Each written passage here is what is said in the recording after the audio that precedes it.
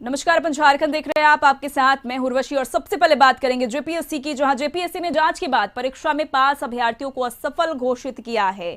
JPSC ने 7वीं PT परीक्षा की जांच के बाद 49 सफल अभ्यर्थियों को असफल घोषित किया है। जेपीएससी ने इन अभ्यर्थियों का क्रमांक जारी करते हुए फेल होने के कारण बताया है। ये फेल अभ्यर्थी वही है जो पूर्व में लगातार क्रमांक से उत्तीर्ण हुए थे और जेपीएससी की पीटी परीक्षा में पास अभ्यर्थियों को लेकर पिछले कई दिनों से अभ्यर्थी प्रदर्शन कर रहे थे। जेपीएससी के अनुसार पीटी परीक्षा में शामिल 57 अभ्यर्थियों की ओएमआर शीट आयोग को नहीं मिली थी, लेकिन परीक्षा में इन अभ्यर्थियों की अटेंडेंस बनी हुई थी। इसलिए 49 अभ्यर्थियों का कट ऑफ मार्क्स के बराबर अंक देकर उत्तीर्ण कर दिया गया था, जबकि 8 अभ्यर्थियों को अन्य कारणों से फेल घोषित नहीं किया गया।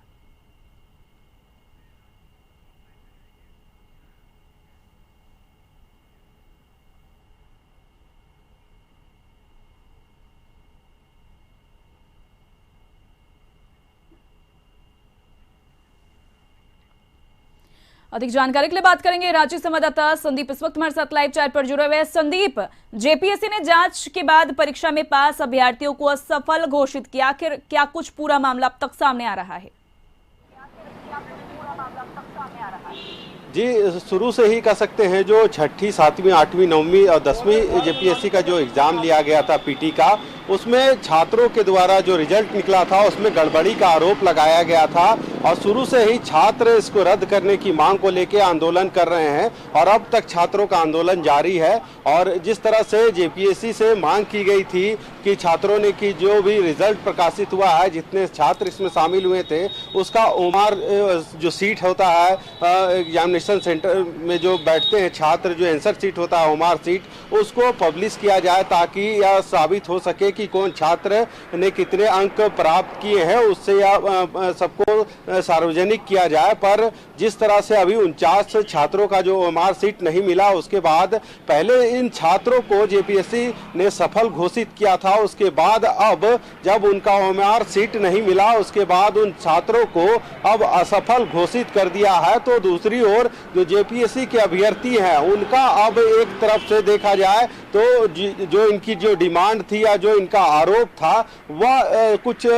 सत्य साबित होता नजर आ रहा है, क्योंकि उन 49 छात्रों को जो पहले जेपीएससी ने सफल घोषित किया था और उनका ओएमआर सीट नहीं मिलने के कारण अब जेपीएससी उन्हें असफल की कैटेगरी में डाल दी है। तो जो छात्र आरोप लगा रहे थे उनका आरोप अब भी है कि कई ऐसे और भी छात्र हैं जिनका ओएमआर सीट, जो एग्जामिनेशन में उन्होंने आंसर सीट जो जमा किया था वो नहीं है और जेपीएससी में इसकी जांच होनी चाहिए। और वही छात्र अब भी इस एग्ज़ाम को रद्द करने की यही वजह है कि मांग कर रहे हैं, लगातार इनका आंदोलन जारी है। वहीं दूसरी ओर विपक्ष की बात करें तो विपक्ष के पास भी एक बड़ा मुद्दा जेपीएससी एग्ज़ाम को लेके है और कहीं ना कहीं विपक्ष जो आगामी दिनों विधानसभा चलना है उसमें इस मामले को एक गंभीरता से उठाएगी और कहीं ना कहीं इस पूरे सत्र को जेपीएससी के मामले पर विपक्ष इस बार बाधित करने की भी कोशिश करेगी, क्योंकि दीपक प्रकाश जो प्रदेश अध्यक्ष हैं भाजपा के, उन्होंने पहले भी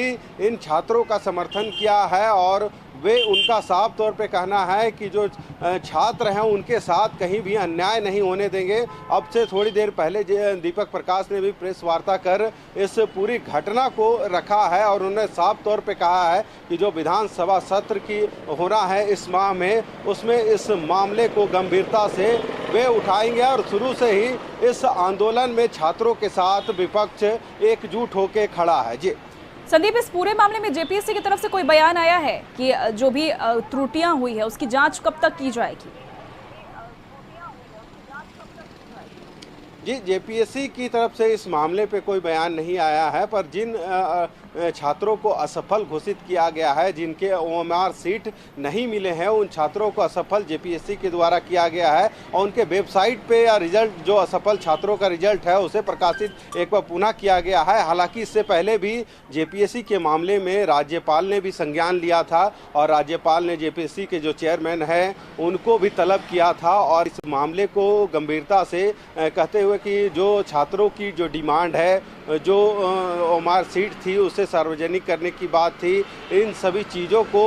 और इसमें एक कमेटी भी बनाई गई थी और खुद राज्यपाल ने भी यह निर्देश दिया था जेपीएससी के चेयरमैन को कि इसमें एक जांच की जाए और देखा जाए कि क्या गड़बड़ियां इसमें हुई है या नहीं हुई है, क्योंकि छात्रों का शुरू से यह आरोप था कि इस बार पूरे जेपीएससी का जो एग्ज़ाम लिया गया है 7वीं 8वीं 9वीं और 10वीं जेपीएससी का, उसमें धांधली हुई है और छात्रों का यह आरोप शुरू से जेपीएससी के ऊपर रहा है। जी चलिए संदीप, बहुत बहुत शुक्रिया तमाम जानकारियों के लिए। हम आपसे पल पल की अपडेट लेते रहेंगे इस खबर पर।